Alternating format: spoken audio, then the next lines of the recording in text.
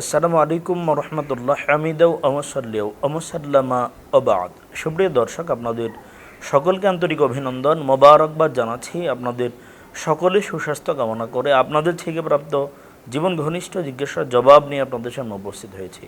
একদিনে ভাইয়ের প্রশ্ন, মোহতারাম সাহেব, কারো মৃত্যুতে আলহামদুলিল্লাহ বলা।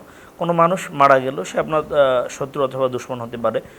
কোনো মানুষ মারা গেলে তার মৃত্যুর সংবাদ শুনে আলহামদুলিল্লাহ বলা ইসলাম সমর্থন করে কিনা? গুরুত্বপূর্ণ জীবন ঘনিষ্ঠ একটা বিষয়। অনেকে দেখা যায় কারো কারো মৃত্যুতে আলহামদুলিল্লাহ একেবারে ঝড় বসিয়ে দেয়।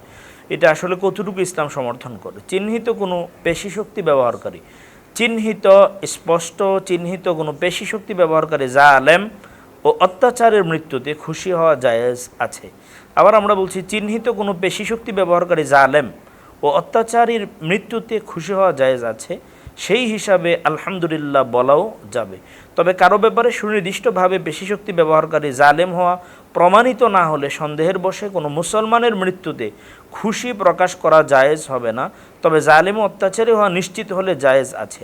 হাদিসে আল্লাহ রাসূল সাল্লাল্লাহু আলাইহি সাল্লাম স্পষ্ট করেছেন, সাহাবী থেকে বর্ণনা আছে, আন্নাহু কানা ইউহাদ্দিসু আন্না রাসূলুল্লাহ সাল্লাল্লাহু আলাইহি সাল্লাম মুররা আলাইহি বিজানাজাতিন ফাকালা মুস্তারিহুন ও মুস্তারাহু মিনহু। ক্বালু ইয়া রাসূলুল্লাহ মাল মুস্তারিহু ওয়াল মুস্তারাহু মিনহু? ক্বালা আল আবদুল মুমিন ইস্তারিহু মিন নাসবিদ দুনিয়া ওয়া আদাহা ইলা রাহমাতিল্লাহি ওয়াল আবদুল ফাজির ইস্তারিহু মিনহুল ইবাদু ওয়াল বিলাদু ওয়াশ শাজারু ওয়াদ দাওয়াব।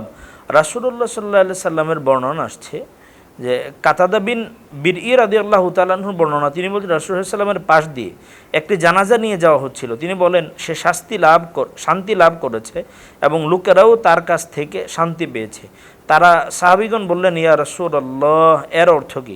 রাসূলুল্লাহ সাল্লাল্লাহু আলাইহি সাল্লাম বললেন, মুমিন বান্দা দুনিয়ার দুঃখ কষ্ট থেকে স্বস্তি লাভ করে। পাপী বান্দার মতো হতে আল্লাহর বান্দা গাছপালা জীবজন্তু স্বস্তি পায়।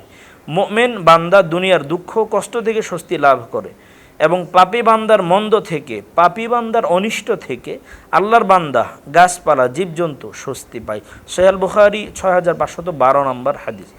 এজন্য আমরা কোনো মানুষ যদি স্পষ্ট অত্যাচারী জালেম হয়, তো তার ক্ষেত্রে স্পষ্ট বিষয় থাকলে তার ক্ষেত্রে আলহামদুলিল্লাহ বলাতে কোনো সমস্যা হবে না। বিদায় অন্যায়ের 12 নম্বর খণ্ডের 338 নম্বর পৃষ্ঠাতে কিন্তু বিষয়টি স্পষ্টভাবে আছে। এজন্য আসুন আমরা যার তার মৃত্যুতে আলহামদুলিল্লাহ না বলি, যাদের মৃত্যুতে আলহামদুলিল্লাহ বলা যাবে আমরা তাদের ব্যাপারে আলহামদুলিল্লাহ বলি। আল্লাহ আমাদের বুঝে আমলের তৌফিক দান করুন।